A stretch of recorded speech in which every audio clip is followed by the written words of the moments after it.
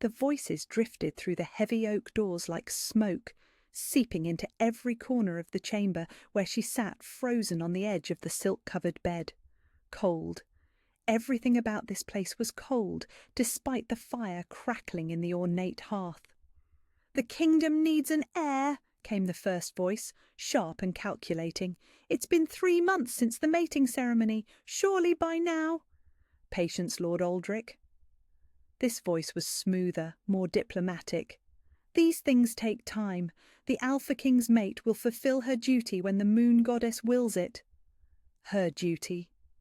The words landed like a physical blow, settling somewhere deep in her chest where that golden thread always pulled taut.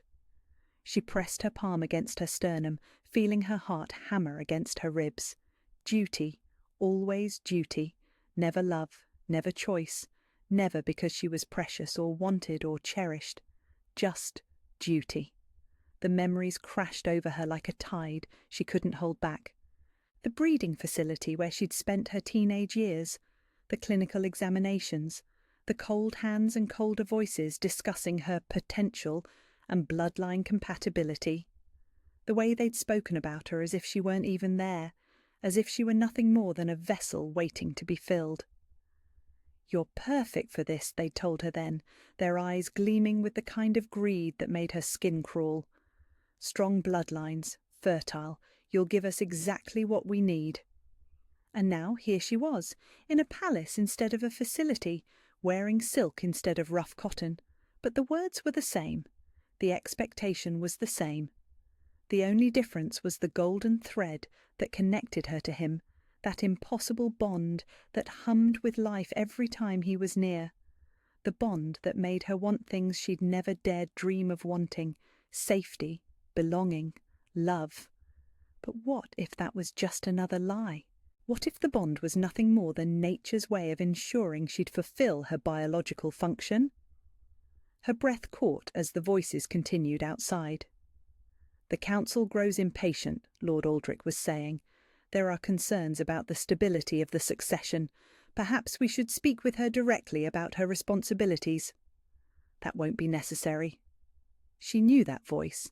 Deep and commanding, with an undercurrent of barely leashed power that made something in her chest flutter despite everything. The Alpha King, her mate. Her stomach twisted into knots as his footsteps approached the door. "Your Majesty," Lord Aldrich said, his tone shifting to carefully measured respect. "We were simply discussing the importance of—" "I heard what you were discussing." The temperature in the hallway seemed to drop several degrees. "And I'm telling you it won't be necessary. My mate's well-being is not a matter for council debate." There was a pause, thick with tension. "Of course, Your Majesty. We simply want what's best for the kingdom." "What's best for the kingdom is what's best for its queen. Remember that." The voices faded as the men departed, their footsteps echoing down the marble corridors. She sat in the sudden silence, her hands clenched so tightly in her lap that her knuckles had gone white. The door opened with barely a whisper of sound. She didn't look up. Couldn't. If she looked at him now, if she saw that patient understanding in his storm-grey eyes, she might shatter completely. The bond pulled at her, urging her to seek comfort in his presence, but she resisted. She'd learned not to trust comfort. Comfort was just another tool used to make her compliant. "They're gone," he said quietly, his voice gentler now that they were alone. She nodded, still not lifting her head. "I heard." The bed dipped slightly as he sat beside her, careful to leave space between them. Always so careful with her, as if she were made of spun glass. As if she might break. Maybe she already had. "How much did you hear?" he asked. Everything. She'd heard everything. The casual way they'd discussed her fertility, the impatient comments about her duty, the clinical assessment of her worth to the kingdom. "Enough," she whispered. His hand moved toward her, then stopped. She could feel the heat of his skin, even with the small distance between them, could feel the bond singing with the need to close that gap. But he held back, waiting for permission he wasn't sure she could give. "They don't understand," he said finally. A bitter laugh escaped her before she could stop it. "Don't they?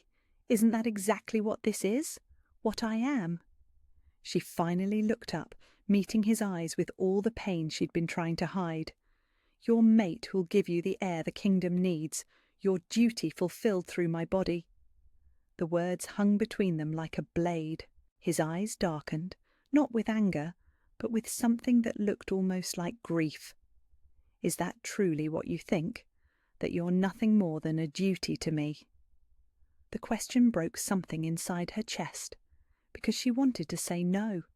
She wanted to believe that what she saw in his eyes when he looked at her was real, that the way he touched her, reverent and careful and achingly gentle, meant something beyond political necessity. But she'd believed in fairy tales before. She'd believed in rescue and love and happily ever after, right up until the moment they'd sold her to the highest bidder. "I don't know what to think anymore," she admitted, her voice barely audible. "I don't know what's real and what's just convenient." The silence stretched between them, heavy with everything she couldn't bring herself to say. That she was terrified he only wanted her for what she could give him. That every kind word and gentle touch felt like a beautiful lie designed to make her compliant. That she was falling in love with him despite herself, and it might destroy her if that love wasn't real. "I'm not them," he said quietly, and there was something fierce in his voice despite its softness. "I'm not the people who hurt you before. I'm not the council members who speak about you like you're a commodity to be managed." She wanted to believe him. God, how she wanted to believe him. "But you need an heir," she said. "The kingdom needs—" "The kingdom needs many things," he interrupted gently. "But what I need is for you to feel safe. What I need is for you to heal. Everything else—" He paused, and she could see him choosing his words carefully. "Everything else can wait." The kindness in his voice nearly undid her, because it sounded so real, so genuine, and she was tired of fighting against something that felt like home every time he was near.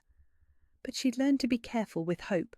Hope was dangerous when you were something other people used. "What if that's not enough for them?" she whispered. "What if waiting isn't an option?"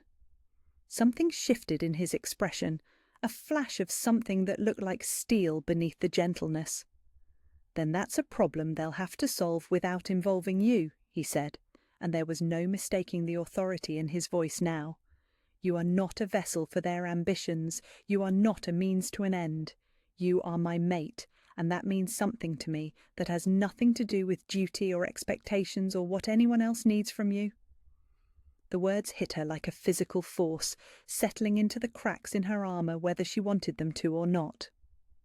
"I don't know how to trust that," she admitted, hating how small her voice sounded. "I know." His hand moved toward her again, stopping just short of touching. "But I'll wait. However long it takes for you to believe it, I'll wait." And there it was again, that impossible patience that made no sense if she was truly just a duty to him, the careful space he always left for her to choose, the way he never pushed, never demanded, never took what the bond would have given him freely. Maybe that meant something. Maybe it meant everything. But she wasn't ready to believe it yet, wasn't ready to trust in fairy tales and happy endings when the reality of her situation felt so much like everything she'd suffered before. So she sat in the silence, feeling the warmth of his presence beside her and the steady pull of the bond that connected them, and tried not to hope for something more than duty, even as her heart whispered that maybe, just maybe, she already had it. The morning light filtered through the tall windows of the breakfast room, casting long shadows across the polished marble floor. She sat at one end of the mahogany table, picking at the perfectly prepared eggs on her plate, while he read through correspondence at the other end. The distance between them felt like an ocean. It had been 3 days since the conversation in their chambers, 3 days of careful politeness and measured words, and the kind of suffocating tension that made her want to claw at her own skin. "The spring festival preparations are underway," he said, without looking up from his letters. His voice was neutral, carefully devoid of the warmth she'd grown accustomed to. The council has requested your input on the traditional ceremonies. Traditional ceremonies, she knew what that meant. The fertility blessing, the public prayers for future heirs. All eyes on her as they waited for visible proof that she was fulfilling her purpose. Of course they have, she murmured, setting down her fork with a soft clink. This time he did look up, those storm-grey eyes studying her face with an intensity that made something flutter behind her ribs. You don't have to participate if you're not comfortable. The consideration in his voice scraped against her defences like sandpaper. It would be so much easier if he were cruel, if he demanded her compliance instead of offering her choices she wasn't sure she deserved. Wouldn't that cause problems, she asked. For you, I mean, with the council. A shadow passed across his expression. Let me worry about the council. That's just it, though, isn't it? The words spilled out before she could stop them. I'm already a problem you have to manage, a complication in your perfectly ordered life. He set his papers aside, giving her his full attention. Is that what you think you are? A problem? The careful neutrality was gone from his voice now, replaced by something raw that made her chest tighten. She wanted to take the words back, to retreat into the safe silence they'd maintained for days. But the hurt was bleeding out of her faster than she could contain it. I think I'm a duty you never asked for, she said quietly. A responsibility thrust upon you by fate and politics and the needs of a kingdom that expects things from you that you might never have wanted. The silence stretched between them, heavy with everything she hadn't meant to reveal. She stared down at her hands, twisted together in her lap, and waited for him to confirm what she already knew, that she was right, that this was all an elaborate performance for the sake of appearances. Instead, she heard the scrape of his chair against the floor. When she looked up, he was standing, his tall frame silhouetted against the morning light. For a moment she thought he might leave, might finally grow tired of her questions and her fears and her inability to simply accept what was expected of her. But he moved toward her instead, stopping beside her chair with the same careful distance he always maintained. Tell me about them, he said quietly. Her breath caught. What? The people who made you believe you were nothing more than a duty. His voice was steady, but she could hear the underlying steel. Tell me about the ones who hurt you. She shook her head immediately. I don't, please. The single word was soft, almost a whisper. Help me understand why you can't see what I see when I look at you. The request hit her like a physical blow, because no one had ever asked before. No one had ever cared enough to want to understand the broken places inside her that made her flinch away from kindness. There's nothing to understand, she said, but her voice was already cracking around the edges. I was bred for this, literally. They chose my parents for their bloodlines, monitored my development, trained me for... She broke off, the words sticking in her throat like glass. For what? His voice was gentler now, patient in the way that always undid her. For mating, she whispered, for producing strong offspring, for being valuable to someone like you. She forced herself to meet his eyes. I was property before I was a person, a commodity to be perfected and eventually sold to the highest bidder. She watched his hands curl into fists at his sides, watched something dangerous flash across his features before he controlled it. How old were you? He asked, each word carefully measured. 14 when they took me from my family. 18 when you... She swallowed hard. When the council decided I was suitable for you. The muscle in his jaw ticked. 4 years. 4 years of being nothing but potential, she confirmed. 4 years of being told my worth was tied directly to my fertility and my ability to please an alpha. 4 years of clinical examinations and behavioural conditioning and... Her voice broke completely. He was moving before she realised it, dropping to one knee beside her chair so they were at eye level, close enough that she could see the gold flecks in his grey eyes, could feel the warmth radiating from his skin. Look at me, he said softly. She didn't want to. didn't want him to see the shame and the fear and the desperate longing she couldn't quite hide, but something in his voice compelled her to lift her head. "You are not property," he said, and there was steel beneath the gentleness. "You are not a commodity. You are not a duty or an obligation or a means to an end." His hand moved toward her face, stopping just short of touching. "You are my mate, and that means everything to me that has nothing to do with what you can give me."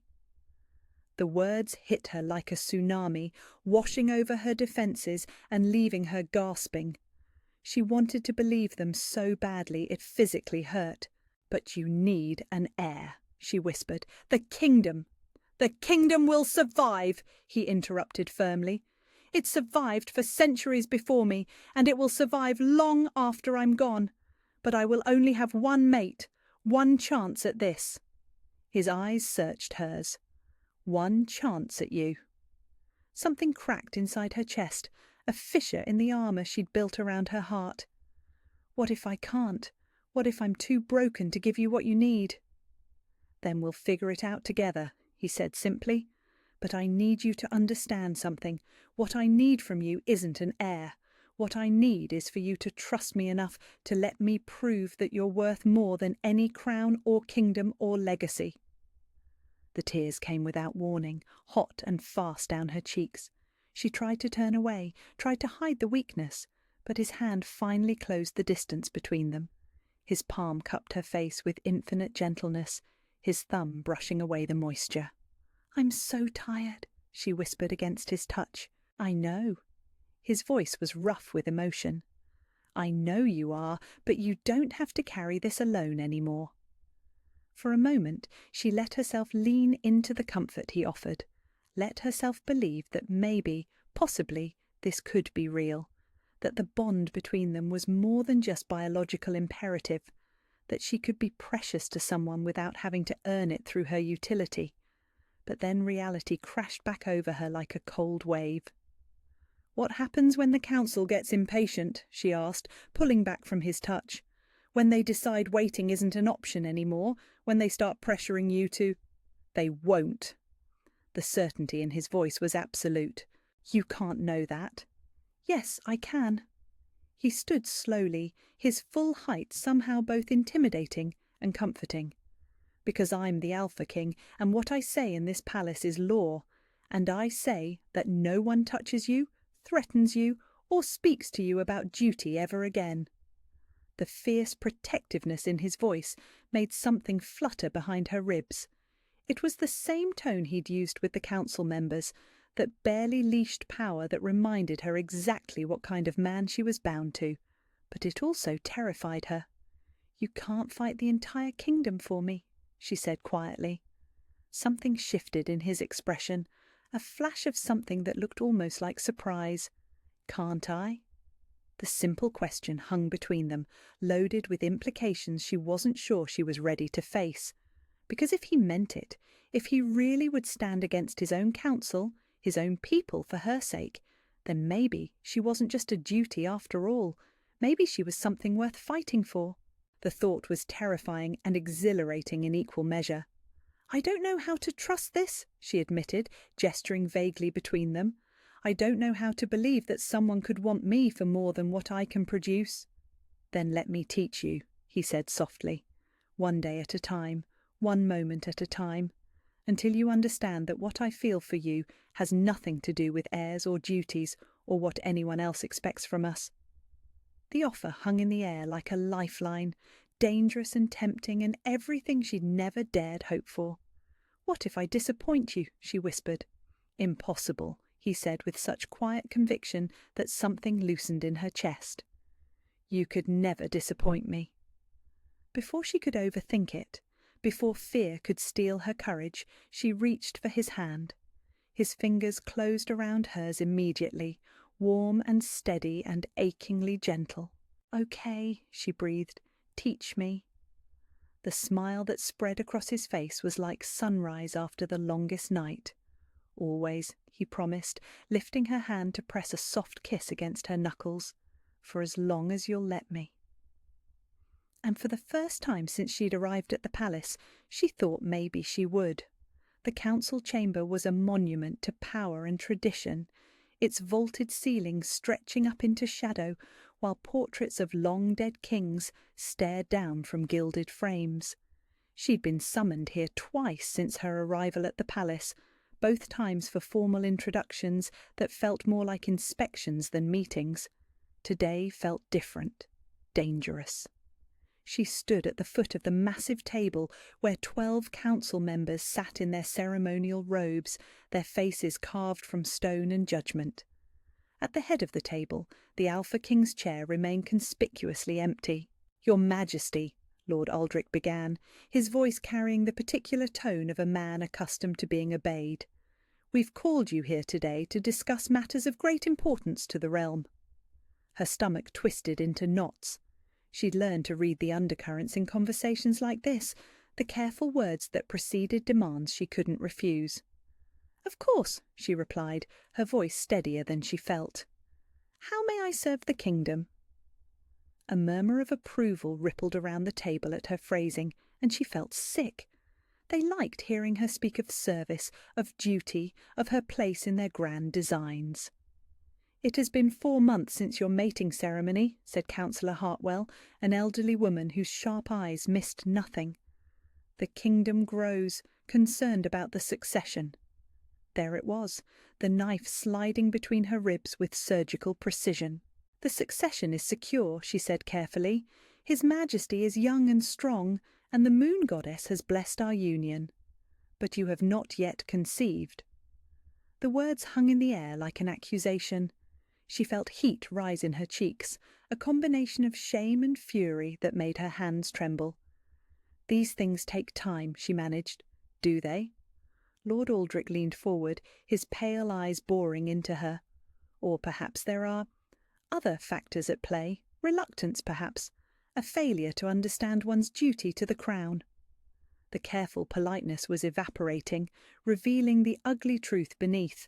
They weren't here to discuss the succession. They were here to remind her of her place.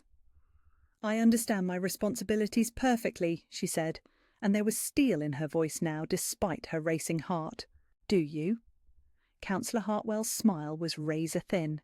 "Because from where we sit, it appears you've been distracted by romantic notions rather than focusing on your true purpose." "Your purpose is simple," Lord Aldrich continued, his voice taking on the patient tone one might use with a wayward child.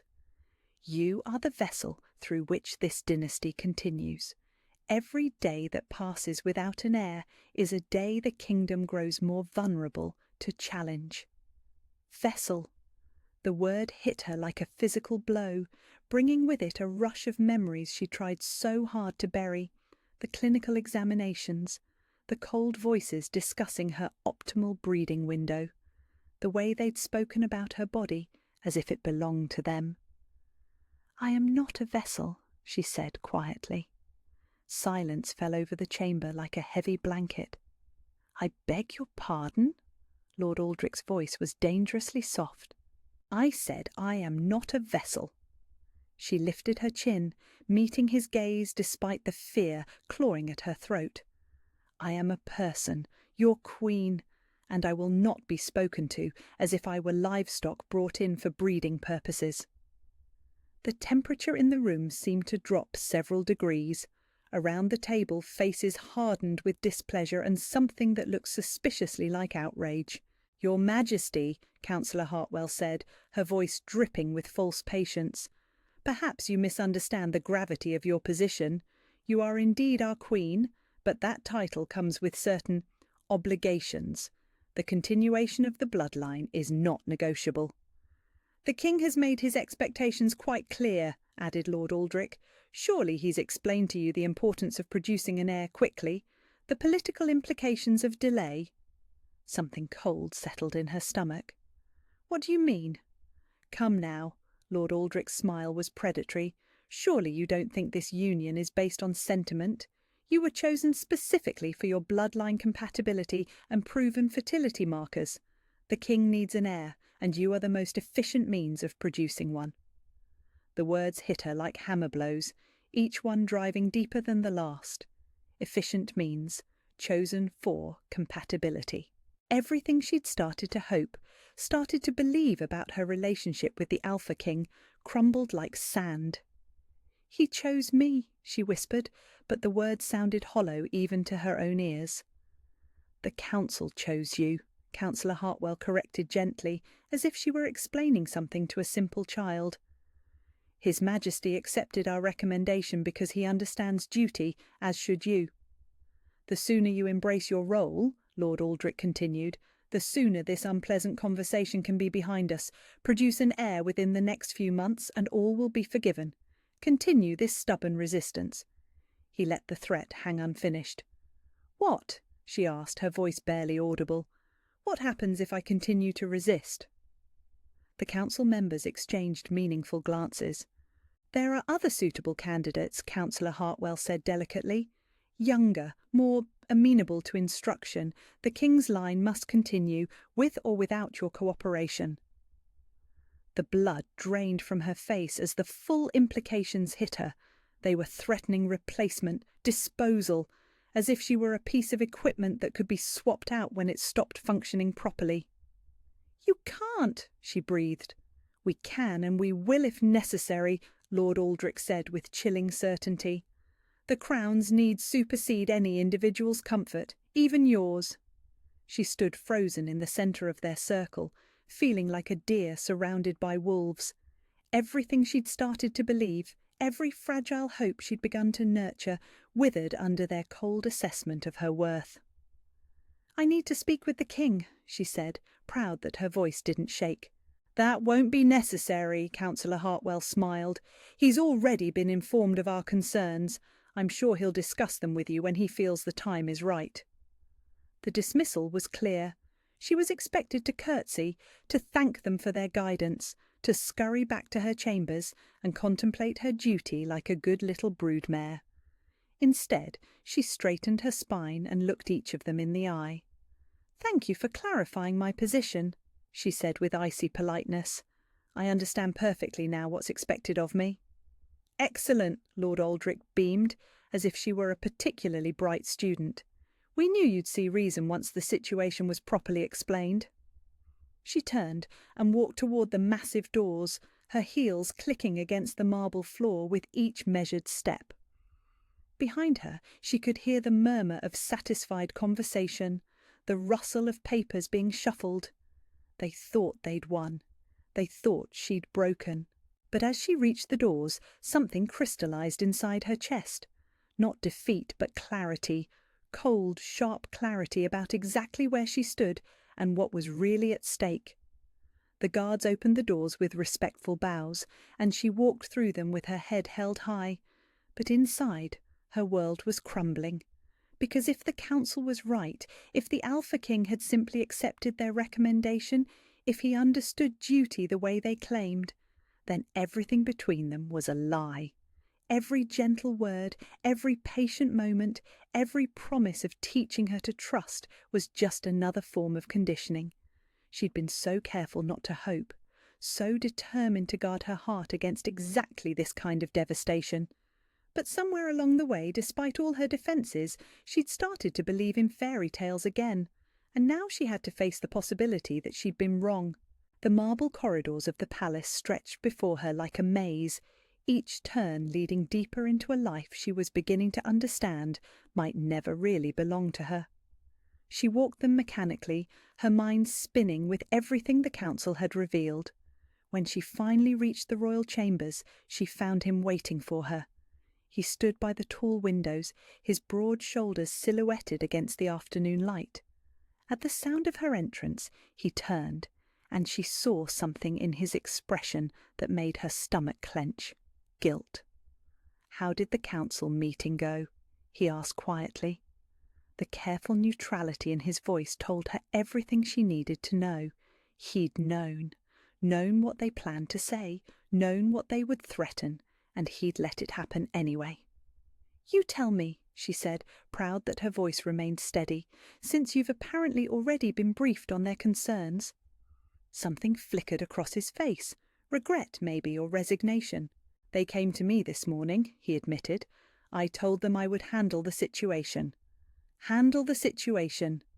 She repeated the words slowly, tasting their bitter truth. Is that what I am?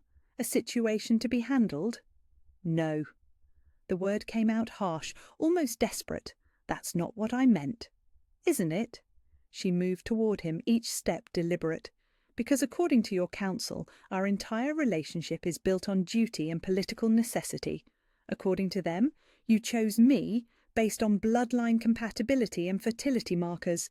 According to them, you understand perfectly well that I'm here to produce an heir, nothing more. She watched his face carefully, looking for denial, for outrage on her behalf, for anything that would contradict what she'd been told. Instead, she saw him close his eyes briefly, his jaw tightening. What they said wasn't entirely wrong, he said quietly. The words hit her like a physical blow. Everything inside her went cold and numb, as if her body was protecting her from the full impact of his admission. I see, she whispered. No, you don't. His eyes opened, storm grey and intense. Yes, the council recommended you based on bloodline compatibility. Yes, the kingdom needs an heir, but that's not why... Why what? She interrupted, her voice rising despite her efforts to stay calm. Why you accepted their recommendation, why you went through with the mating ceremony, why you've been so patient and gentle, making me believe that maybe I could be more than just a duty to you. Because you are more than that, he said fiercely. You're everything. Am I? The laugh that escaped her was bitter and broken. Or am I just a very well-treated broodmare who started to forget her place? Don't. There was pain in his voice now, raw and real. Don't let them make you believe that's all you are. They didn't make me believe anything, she said, backing toward the door. They just reminded me of what I already knew, what I should never have forgotten. She turned to leave, but his voice stopped her. Where are you going? She looked back at him, standing there in the golden afternoon light, looking every inch the powerful Alpha King he was. Beautiful and strong, and so far above her that she'd been a fool to think she could ever be anything more than convenient to him. To remember my duty, she said simply. Isn't that what everyone wants? And before he could respond, before he could offer more pretty words that might tempt her to hope again, she walked out and left him standing alone in the ruins of everything she'd almost believed. She spent the night staring at the ceiling, her mind churning through everything the council had said, everything he'd admitted. By dawn, her decision was made. The formal dining room felt cavernous when she entered, its polished surfaces reflecting the pale morning light. He was already there, standing by the massive windows that overlooked the gardens. At the sound of her footsteps, he turned, and she saw the sleepless night written in the shadows beneath his eyes. "We need to talk," she said without preamble. He nodded, gesturing to the chairs arranged around the smaller table where they usually took their private meals. But she remained standing. What she had to say wouldn't take long. "I've been thinking about what the council said yesterday, about duty and expectations and what's really expected of me here." Her voice was steady, carefully controlled. "And I've come to a decision." Something shifted in his expression, a wariness that made the golden thread between them pull tight. What decision?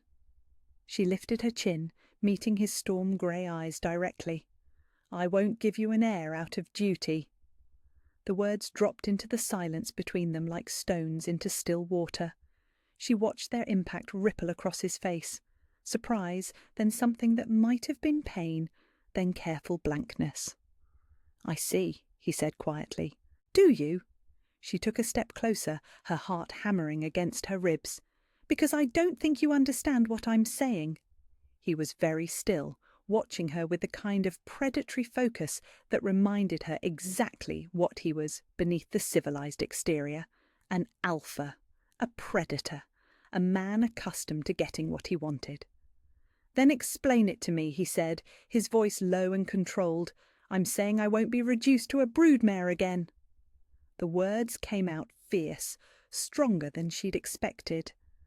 I won't lie beneath you and think of kingdom and duty while you take what you need from my body.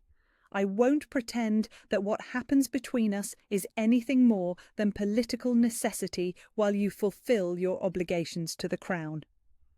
Each word felt like a small act of rebellion, a reclaiming of something she thought was lost forever. I won't give you children because the council demands it. I won't conceive because it's my purpose or my function or my role. Her voice was rising now, fueled by months of suppressed anger and hurt. I won't be used, not by them, not by anyone, not even by you. The silence stretched between them, heavy with everything that hung in the balance. She could see him processing her words, could almost watch him calculating what this meant for their future, for the kingdom, for everything that depended on her cooperation. When he finally spoke, his voice was so quiet she almost didn't hear it. Good. She blinked, certain she'd misheard. What? And then he smiled. It wasn't the polite, careful expression she'd grown accustomed to seeing in public. It wasn't the gentle, patient look he wore when he was trying to coax her into trusting him. This was something else entirely, something fierce and proud and devastatingly real. I said good. He took a step toward her, then another, until he was close enough that she could see the gold flecks in his grey eyes. Only out of love. The words hit her like a physical force, stealing the breath from her lungs and leaving her reeling. I don't understand, she whispered. Don't you? His hand moved toward her face, stopping just short of touching, waiting for permission she wasn't sure she could give. You just told me you won't be used, you won't be reduced to your function, you won't give me children out of duty or obligation or political necessity. His smile widened, and she saw something in his eyes that looked like relief. That's exactly what I've been hoping to hear. Her world tilted sideways. But the council can go to hell. The words were said with such casual conviction that she almost laughed despite everything. Do you really think I care what they want when it means destroying the woman I love? Love. The word hung between them like a bridge she was terrified to cross. You don't love me, she said automatically, falling back on old defences. You barely know me. I know you're brave enough to stand in a room full of men who could destroy you and tell them you won't be treated like livestock. His voice was soft but certain. I know you survived 4 years of hell and came out the other side with enough fight left to challenge a king. I know you'd rather risk everything than accept a life that feels like another cage. Each word chipped away at her armour, revealing the raw, desperate hope beneath. I know you cry sometimes when you think I'm not watching, and I know you light up when you see the horses in the stable, even though you try to hide it. I know you hate the formal dinners, but you love the library, and you always check to make sure the servants aren't overworked when you think no one's paying attention. How did he know all of that? How had he been watching so carefully while she'd been so focused on protecting herself? I know you're terrified of being used again, he continued, his voice growing rougher.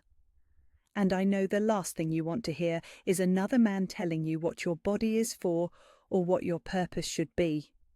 He paused, and when he spoke again, his words were barely a whisper. So when you tell me you won't give me children out of duty, all I can think is thank God, because duty would have destroyed us both. The tears came without warning, hot and fast down her cheeks. She tried to turn away, to hide the weakness, but his hand finally closed the distance between them. His palm cupped her face with infinite gentleness, his thumb brushing away the moisture. But what about the kingdom? She asked through her tears. What about the succession and the council's demands and all the political... What about them? His other hand came up to frame her face, forcing her to look at him. Do you really think I'd choose a crown over you? Do you think there's any throne in the world worth more than seeing you smile without fear? The conviction in his voice undid her completely. Because this wasn't the careful patience she'd grown accustomed to. This wasn't gentle coaxing or political manoeuvring. This was raw truth, offered without reservation. I don't understand how this works, she whispered.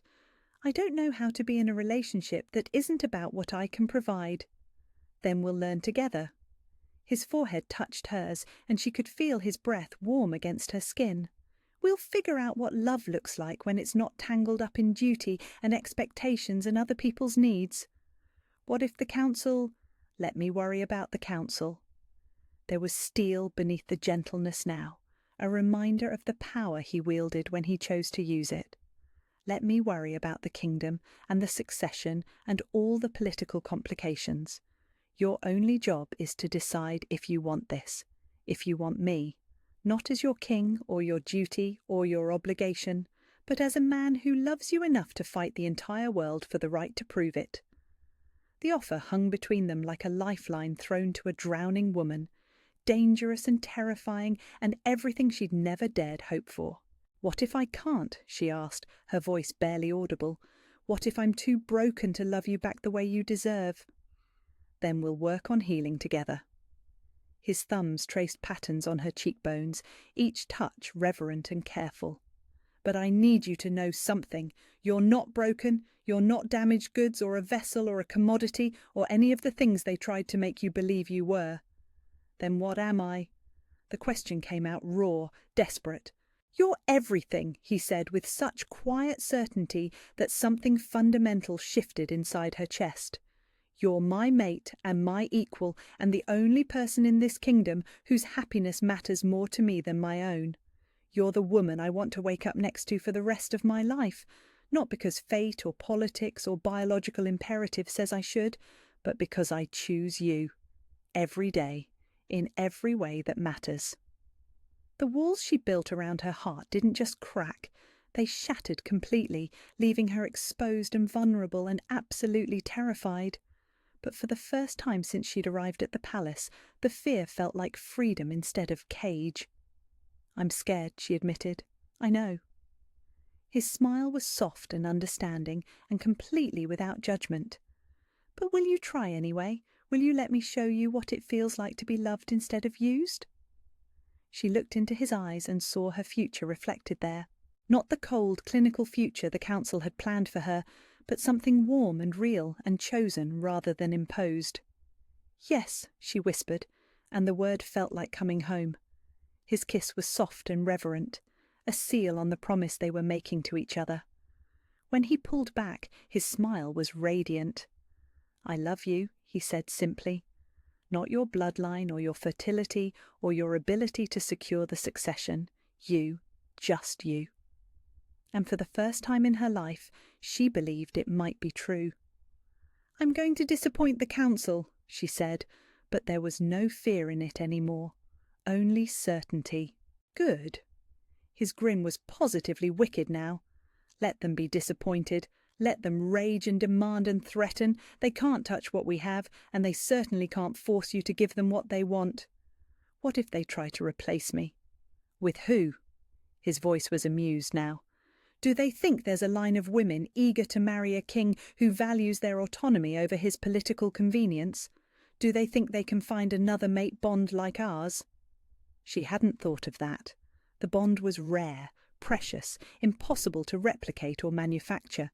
They couldn't simply replace her any more than they could replace him. We have all the power here, he continued. We just need to be brave enough to use it.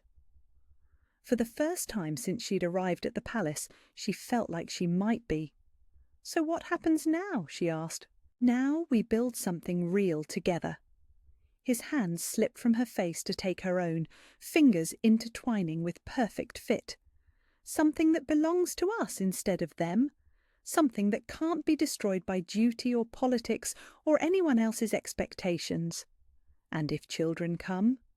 If children come, it will be because we love each other and want to share that love, not because anyone demands it of us.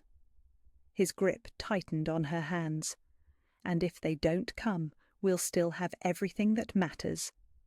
The simplicity of it took her breath away. Love without conditions, partnership without ulterior motives, a future built on choice instead of obligation. I think I could learn to believe in that, she said softly. I'll spend the rest of my life making sure you do, he promised. And standing there in the morning light, her hands safely held in his, she thought maybe fairy tales could be real after all. The morning after their breakthrough felt different. She woke to sunlight streaming through the tall windows and the unfamiliar sensation of peace settling in her chest like a warm weight. For the first time in months, she hadn't dreamed of cages or clinical examinations or cold voices discussing her utility. Instead, she dreamed of storm-grey eyes and gentle hands and promises whispered against her skin. He was already awake, standing by the window in nothing but sleep pants, his broad shoulders golden in the morning light. At the sound of her stirring, he turned, and the smile that spread across his face was like sunrise after the longest night. "Good morning," he said softly. "Good morning." The words felt different now, weighted with new meaning. Not a polite greeting between strangers sharing space, but something intimate and chosen. "How did you sleep?" He moved toward the bed, settling on the edge beside her with careful attention to her comfort. "Better than I have in years," she admitted, surprised by her own honesty. Something shifted in his expression, a flash of satisfaction that made warmth bloom in her chest. He'd been watching over her sleep for months, she realized, worrying about her nightmares, her restless hours, her inability to find peace even in unconsciousness. "The council has requested a meeting this morning," he said, and she felt her newfound peace falter. "About yesterday?" "About our conversation, yes. They're concerned about what they perceive as my failure to manage the situation properly." His smile turned predatory. "They seem to think you need additional guidance regarding your responsibilities." The old fear tried to claw its way up her throat, but something had fundamentally changed inside her. Yesterday's confrontation had burned away her willingness to be managed by anyone. "What did you tell them?" "That they could present their concerns to both of us, together." His hand found hers where it lay on the silk coverlet, fingers intertwining with practiced ease. "As equals." The word sent a thrill through her that had nothing to do with physical attraction and everything to do with recognition. Equals. Not king and subject, not alpha and vessel, but partners facing the world together. "They won't like that," she said. "No, they won't." His grip tightened on her hand. "But they'll accept it, because the alternative is losing both of us, and they're not quite ready to face the chaos that would bring." She studied his face, seeing the steel beneath the gentleness. This was the Alpha King the rest of the world knew, powerful, commanding, utterly certain of his authority. But now that authority was being wielded in her defence, rather than her subjugation. "What's our strategy?" she asked, and the word "our" felt like a small revolution. "Honesty." His thumb traced patterns across her knuckles. "We tell them exactly what we told each other yesterday, that our relationship is based on love, not political necessity. That children, if they come, will be a gift we choose to share, not an obligation we fulfill. And if they threaten to replace me again? Then I remind them that mate bonds can't be manufactured or replicated, that I am their king and my word is law, and that anyone who threatens my queen will find themselves exiled from this kingdom permanently." The fierce protectiveness in his voice made something flutter behind her ribs. She was beginning to understand that his patience with her had never been weakness. It had been strength under careful control. Now that control was being deployed on her behalf. "I'm ready," she said, and meant it. An hour later, they entered the council chamber together. The change in dynamics was immediate and unmistakable. Instead of her standing alone at the foot of the table while they sat in judgment, she walked beside him to the head of the chamber. When he took his chair, his throne really, she took the one beside it that had remained empty since her arrival, the Queen's chair. The council members tried to hide their displeasure, but she caught the meaningful glances exchanged around the table. This wasn't what they'd expected. "Your Majesty," Lord Aldrich began, his voice carefully neutral, "we understand there was some confusion yesterday regarding the Queen's role and responsibilities." "There was no confusion," the Alpha King replied smoothly. There was clarity, perhaps for the first time since this council was formed. Councillor Hartwell leaned forward slightly. Surely you understand our concerns about the succession. I understand your impatience, he interrupted, but I don't share it. The succession will happen when and how my queen and I decide, not according to your political timeline. She felt a surge of gratitude so strong it nearly overwhelmed her. He wasn't just defending her, he was rewriting the entire power structure that had governed their relationship with the council. Your Majesty, Lord Aldrich's voice took on the tone of a man speaking to a wayward child, perhaps the Queen doesn't fully comprehend the implications of delay. The neighbouring kingdoms are watching, waiting for any sign of weakness. Are you suggesting my Queen is weak? The temperature in the room seemed to drop several degrees. Lord Aldrich backtracked immediately. Of course not, Your Majesty. I merely meant... You meant to remind me that my Queen exists to serve political expediency rather than her own happiness and well-being. The Alpha King's voice was dangerously soft. You meant to suggest that her worth is tied directly to her reproductive function. You meant to reduce the woman I love to a vessel for your ambitions. The silence that followed was deafening. She took a breath and spoke into it. I want to be very clear about something, she said, her voice carrying more authority than she'd ever managed before. I will not be discussed as if I'm not present in this room. I will not be treated as a political asset to be managed, and I will not accept any future conversations about my body, my fertility, or my reproductive choices. Around the table, faces hardened with displeasure. Furthermore, she continued, any council member who speaks to me or about me as if I were livestock will find themselves addressing these concerns to someone else, because I will not remain in a kingdom where I'm not treated with basic human dignity. The threat was clear. She was prepared to leave, taking their precious mate bond and succession hopes with her. Councillor Hartwell's face had gone pale. Your Majesty, surely you don't mean... I mean exactly what I said. She leaned back in her chair, mimicking the Alpha King's relaxed posture. My husband and I will build our family in our own time, in our own way, for our own reasons. If that timeline doesn't align with your political convenience, that's your problem to solve, not ours. The shift in her language wasn't lost on anyone present. Husband, not king. Our family, not the dynasty. Our reasons, not duty or obligation. This is highly irregular, Lord Aldrich sputtered. This is how it will be, the Alpha King said, with finality. My Queen has made her position clear.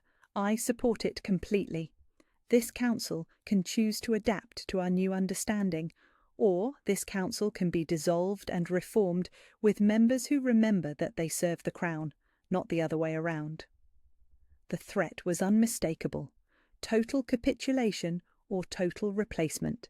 She watched the council members process this new reality, saw the moment they realised their leverage had completely evaporated. They could bluster and threaten all they wanted, but they couldn't replace a mated pair. They couldn't force cooperation from a king who was prepared to defy them, and they certainly couldn't afford the political chaos that would result from pushing too hard. Of course, Your Majesty, Councillor Hartwell said finally, her voice strained but respectful. We serve at your pleasure. Good. His smile was sharp as a blade. Then we understand each other. The meeting ended with barely concealed hostility, but also with absolute clarity about the new order of things. As they left the chamber together, she felt something she'd never experienced before. Power.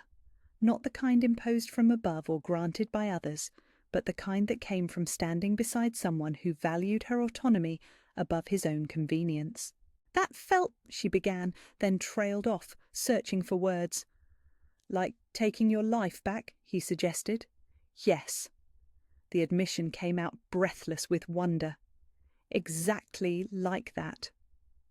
Back in their chambers, they sat together by the fire, her head on his shoulder and his arm around her waist. The intimacy felt natural now, chosen rather than expected. What happens next? She asked. Next we live. His fingers traced lazy patterns on her arm.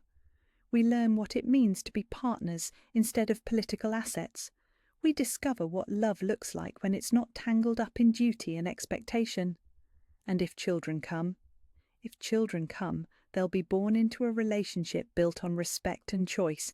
They'll grow up knowing they're wanted for themselves, not for what they represent. His voice grew softer. They'll never question whether they're loved or merely useful. The promise hit her like a physical force, beautiful and devastating in its simplicity. Children raised in love instead of obligation. A family built on foundation that couldn't be shaken by political winds. "I think I'd like that," she whispered. "I think I'd like it too." He pressed a kiss to the top of her head. "But only when we're ready.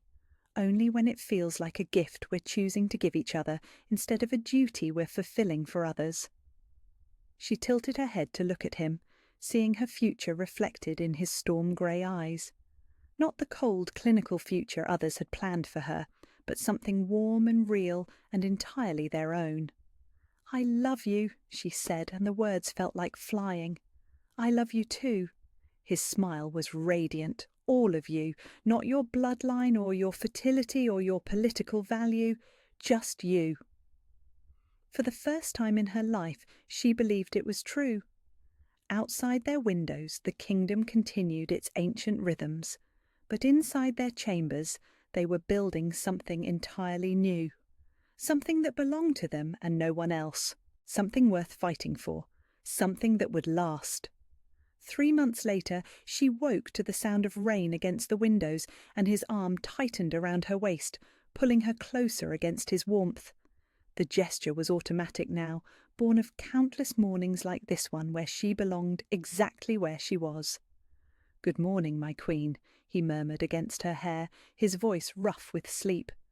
"Good morning, my king," she replied, and felt him smile against her neck.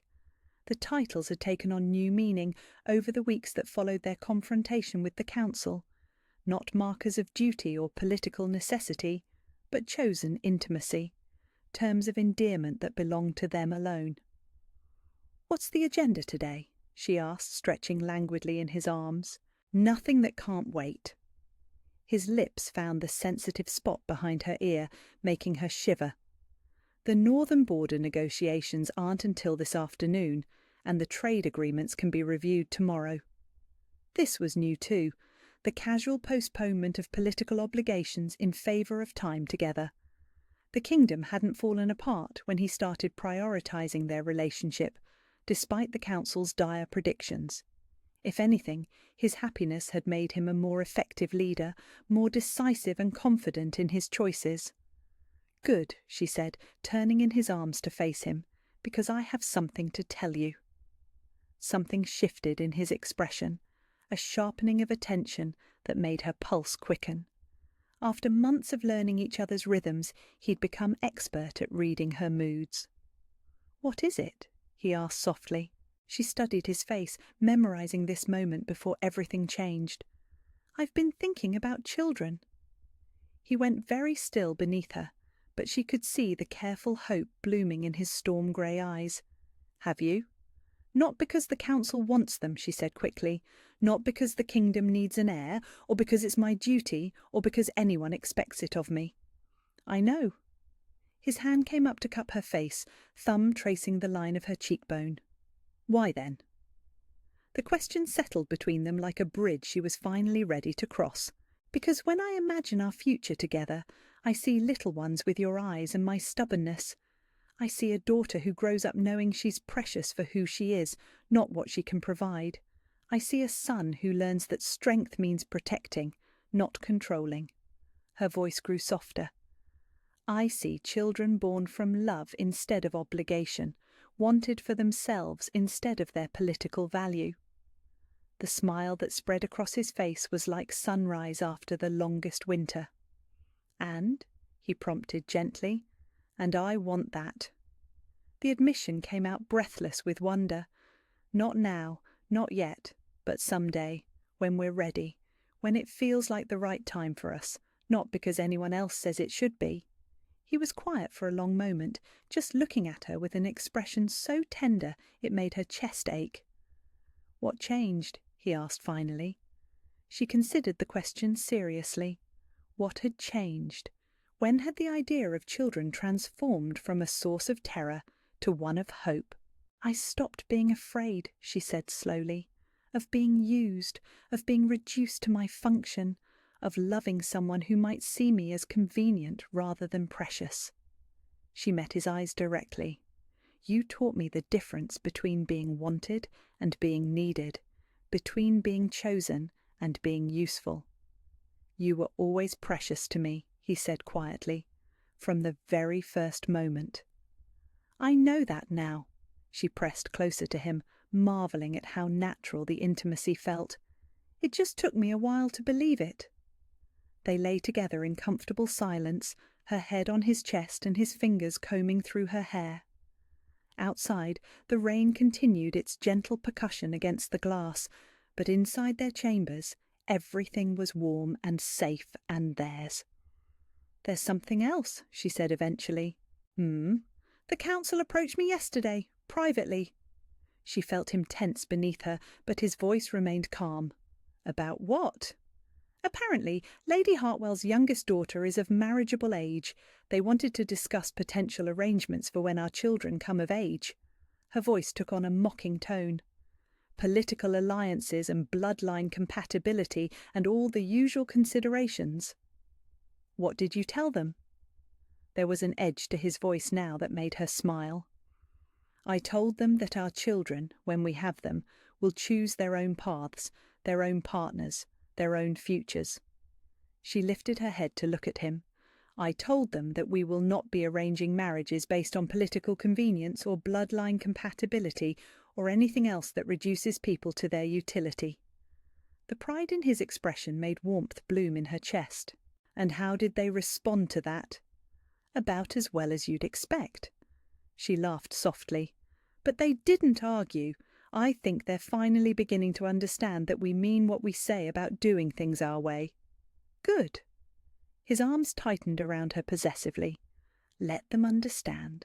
Let them see what happens when love is the foundation instead of duty." "Speaking of which," she said, sliding up to press a kiss to his jaw, "I have another confession." "I'm listening."